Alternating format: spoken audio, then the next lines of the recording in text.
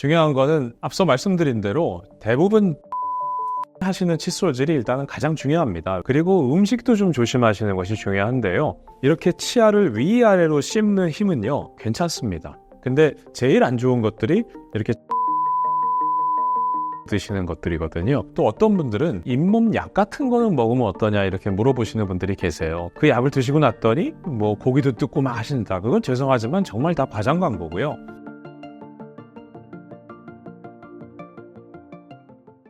칫솔질 못지않게 중요한 게 올바른 칫솔과 치약을 사용하는 것일 텐데요. 좋은 칫솔과 치약을 고르는 기준이 있을까요?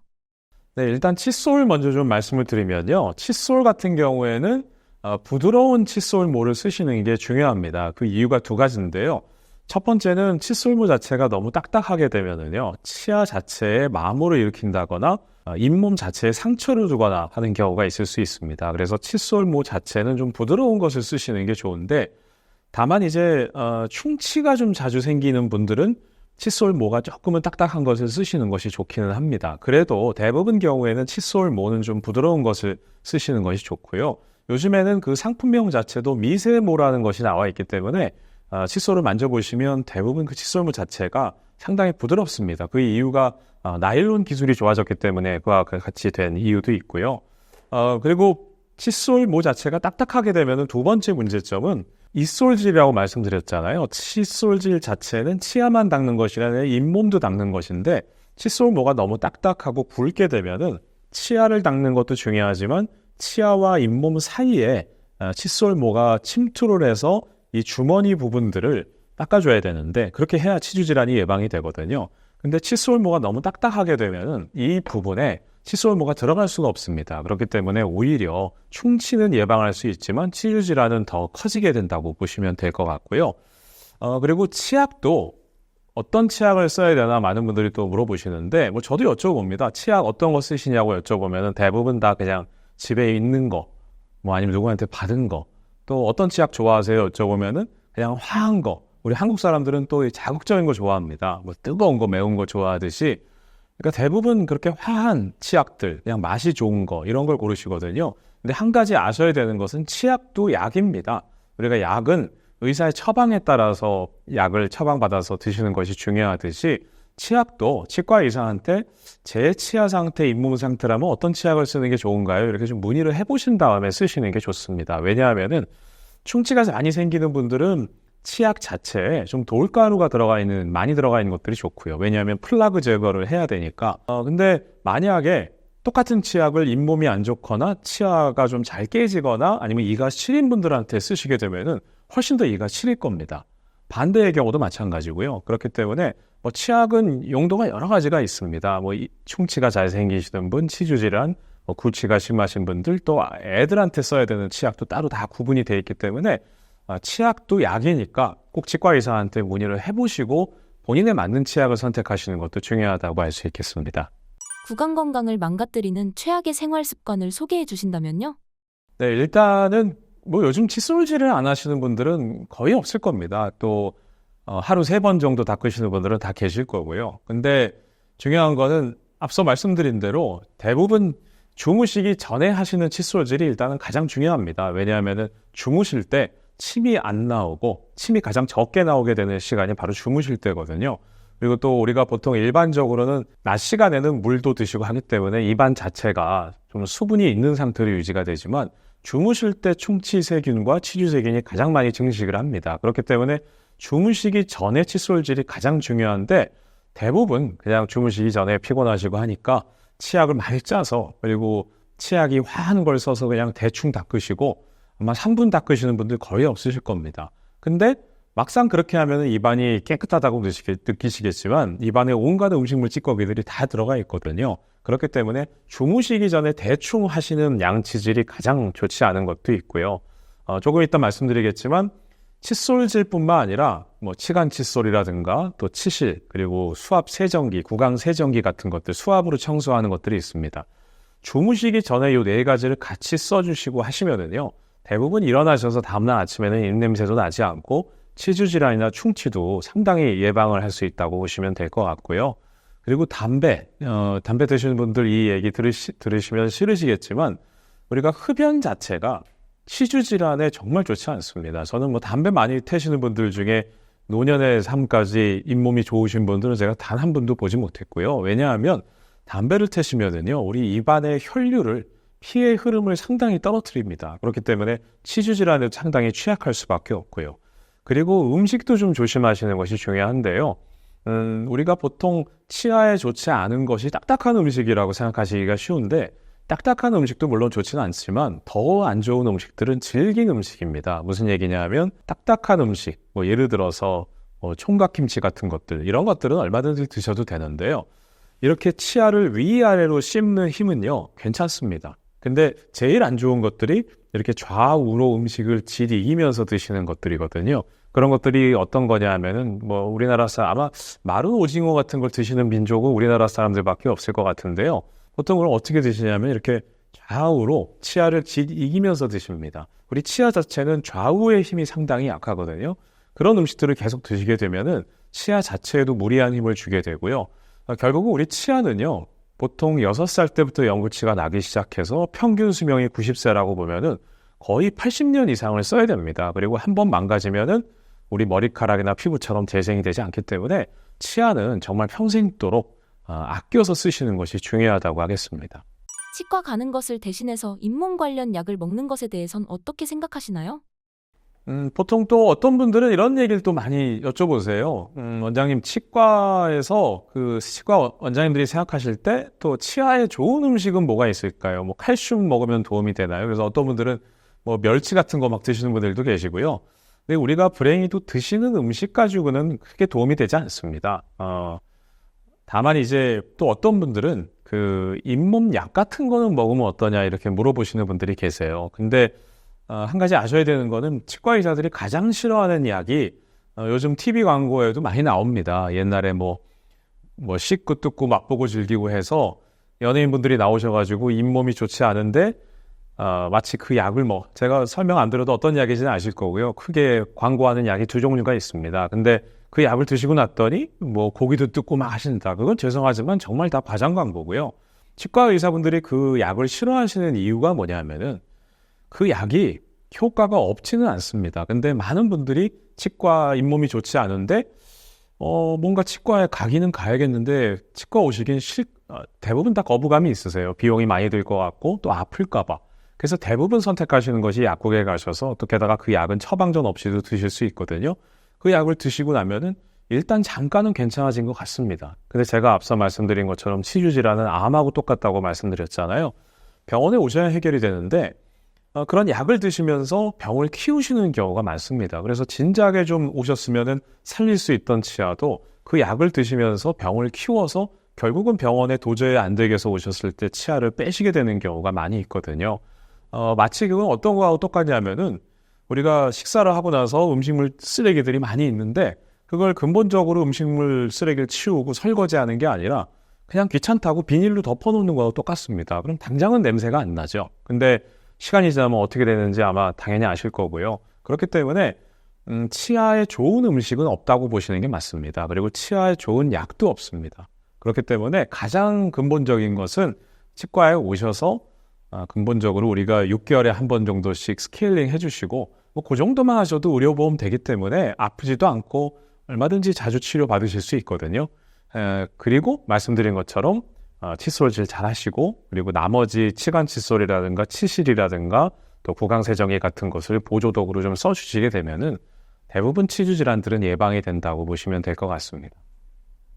유독 입냄새가 심하게 나는 사람들이 있습니다. 입냄새가 나는 원인은 무엇인가요?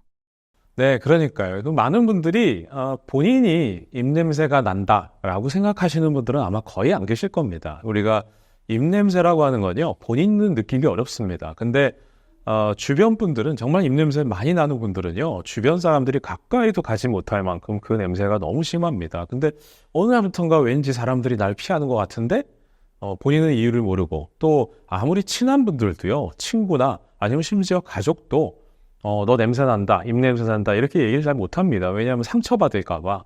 그러니까 중요한 것은 본인이 첫 번째는 입냄새가 나지 않을까에 대해서 좀 고민을 해보시는 것이 중요할 것 같고요.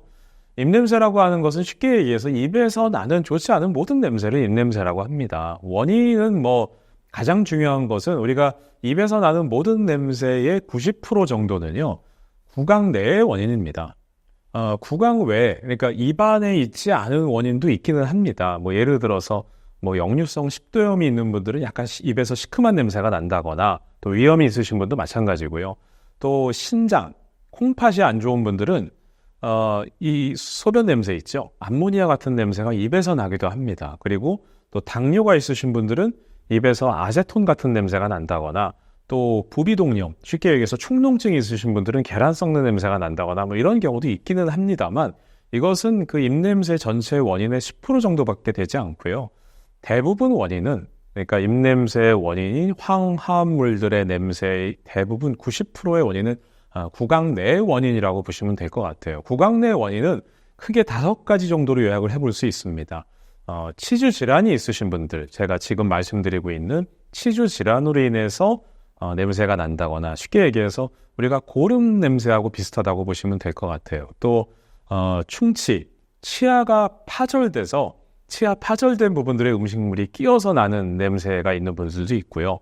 또 우리가 라미네이트라든가 또 골드 같은 금으로 씌워놓은 치아들이 있습니다. 근데 겉으로 보기에는 멀쩡하지만 막상 그 안을 뜯어내 보면은요, 또 냄새가 심한 경우도 있고요.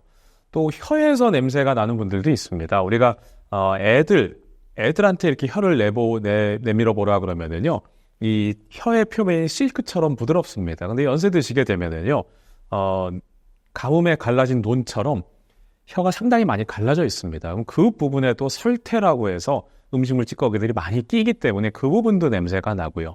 또 편도결석이라고 해서 우리 편도염이라고 해서 감기 드시게 되면 많이 붓는 우리 몸의 면역을 담당하는 기관이 편도가 있는데, 그 부분이 좀 커지게 되거나 아니면 홈이 파이게 되면 그 부분에 음식물 찌꺼기가 끼면서 신장 결석, 요로 결석처럼 돌덩어리가 생깁니다. 그걸 바로 편도결석이라고 하는데, 이 부분도 냄새가 좀 많이 납니다. 쉽게 얘기해서 우리가 입냄새가 나시는 분들은 이 5가지를 한번 좀 내가 이런 경우에 해당하지 않는지를 좀 확인하시는 것이 좋고요.